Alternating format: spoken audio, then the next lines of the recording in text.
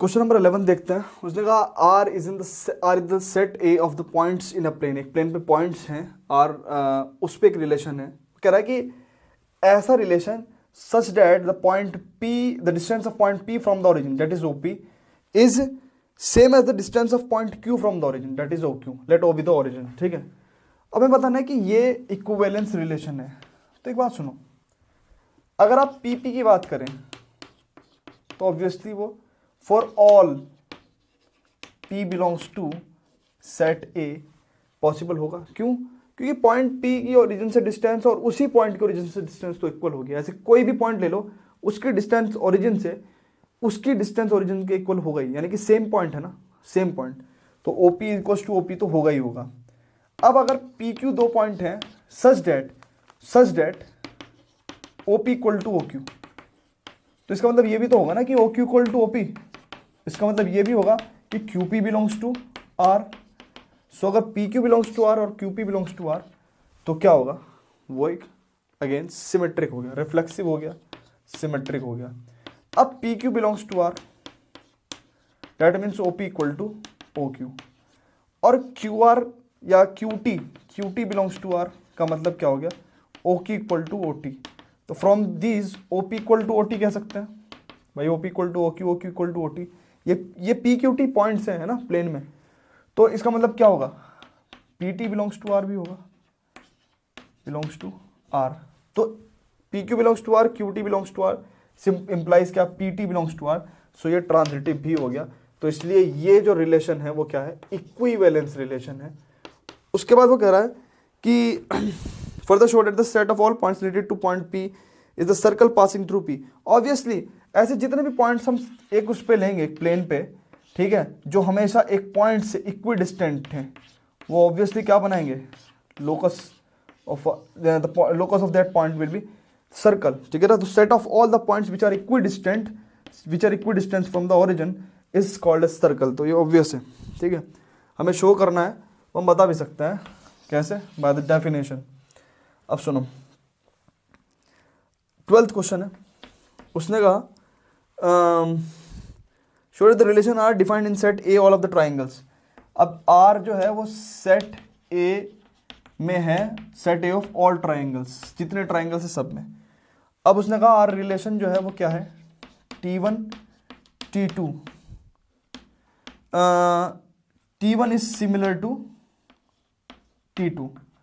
तो आपको बता दूं मैं, कोई भी ट्राइंगल अपने सिमिलर तो होगा ही, ठीक है। तो इसलिए T1 बिलोंग्स टू R, या फिर we can say TT belongs to R for all T belongs to set A। फिर उसके बाद अगर T1 T2 belongs to R है तो ऑब्वियसली T2 T1 भी बिलोंग्स टू R ही होंगे, because they are also similar. ठीक है, तो ये सिमेट्रिक भी है, रिफ्लेक्सिव भी है। अब T1 T2 belongs to R, यानी कि T1 is similar to T2। इसका मतलब क्या हुआ, T1 is similar to T2 and T2 T3 belongs to R, यानी कि T2 is similar to T3। तो it implies what, T2 is similar to T3, that means T1 is similar to T3, that means T1 T3 belongs to R। ठीक है, तो ये भी क्या हो गया, ट्रांजिटिव भी हो गया। तो ये इक्विवेलेंस रिलेशन है। फिर उसने कहा consider the right triangle T1 with the side 3 4 5, T2 with the side 5 12 13, T3 with the side 6 8 10। तो उसने 3 ट्राइंगल बताया आपको। वो कह रहा है कि एक T1 ट्राइंगल है जिसकी साइड है 3 4 5। ठीक है, तो 3 4 5 का मतलब यही है, 3 4 5। फिर 5 12 13। अगर आप ध्यान से देख रहे हो तो ये जो नंबर हैं वो पाइथागोरियन ट्रिपलेट्स हैं, यानी कि राइट एंगल ट्राइंगल की साइड्स हैं ये। ठीक है, तो कह रहा कि which triangle among T1 T2 T3 are related. ठीक है, तो कौन से ट्राइंगल रिलेटेड हैं। ठीक है, तो अब देखते हैं।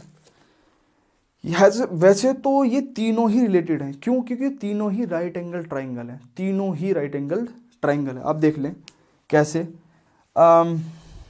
साइड कैसे बताई उसने, 5 12 13 3 4 5। तो हम अगर एक ऑर्डर में लें 3 4 5, ठीक है, 5 12 13 हमें ऐसे लिखना चाहिए, 5, 12, 13, फिर हमारा है 6, 8, 10, 6, 8, 10, एक ही ऑर्डर में लिखे। तो ये तीनों ट्रायंगल क्या हैं, सिमिलर हैं। Why? Because they are right angle triangle. ठीक है, तीनों राइट एंगल ट्रायंगल हैं। अब आपको कि क्या सारे राइट एंगल ट्रायंगल सिमिलर होते हैं? क्या ये ट्रायंगल राइट एंगल ट्रायंगल और ये राइट एंगल ट्रायंगल भी सिमिलर है? तो ऐसा सिमिलर शो करने के लिए हमें क्या करना पड़ता है, रेशोज इक्वल दिखाने पड़ते हैं, साइड्स के रेशो जो सिमिलर ट्रायंगल होते हैं।